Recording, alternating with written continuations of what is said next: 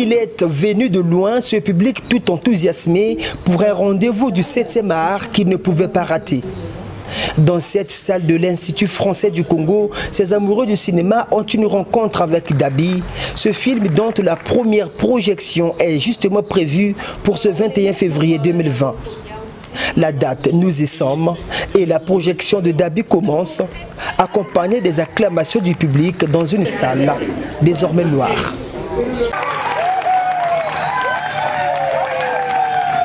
Le scénario débute par un discours de l'actrice principale, discours qui est d'abord et avant tout un conseil.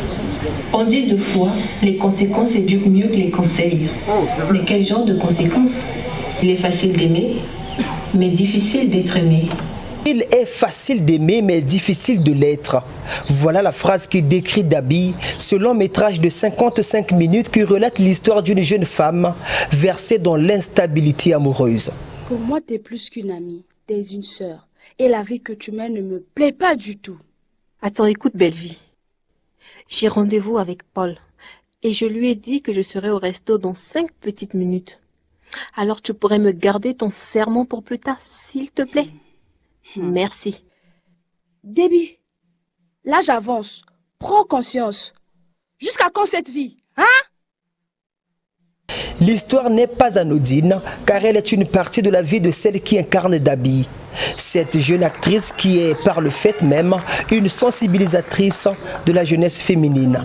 L'idée, j'ai puisé mon inspiration, si on peut le dire, dans la vie de tous les jours.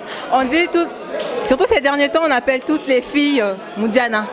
Ouais, parce qu'elles mènent une sorte de vie de 2, 3 monsieur ensemble dans la même vie. Voilà, donc du coup, c'est un peu dans la vie de tous les jours que j'ai eu à puiser mon inspiration. Et aussi, Dabi, c'est peut-être un film aujourd'hui, mais c'est tiré d'une histoire vraie au fait.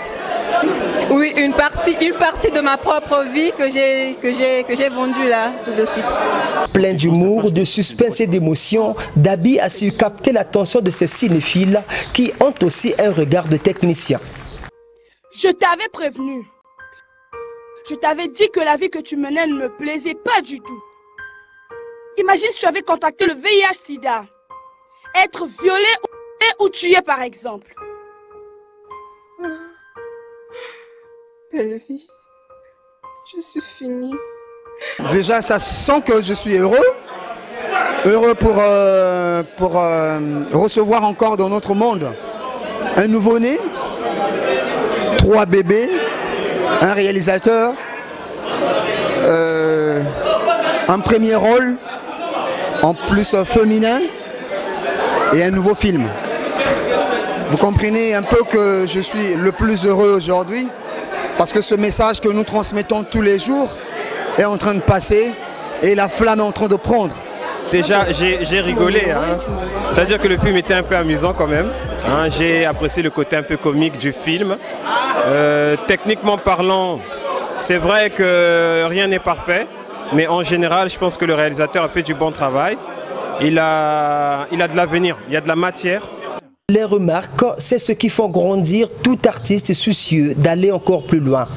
Un sentiment que partage le réalisateur de Dabi, qui est à son premier film, comme le sont également tous les acteurs. On va les prendre en compte et essayer d'améliorer tout ça. Parce que c'est un premier enfant, comme on dit. Après, quand l'enfant grandit, il s'améliore. Donc c'est ce qu'on va faire. Donc, on est nouveau dedans, s'il faut le dire. Et plus qu'on va s'améliorer, je pense qu'on va faire évoluer le travail.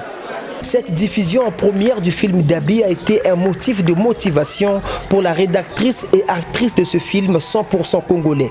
Estelle Nzinga, qui promet revenir très bientôt et en force, caresse l'ambition de devenir une grande actrice du cinéma en République du Congo et en Afrique.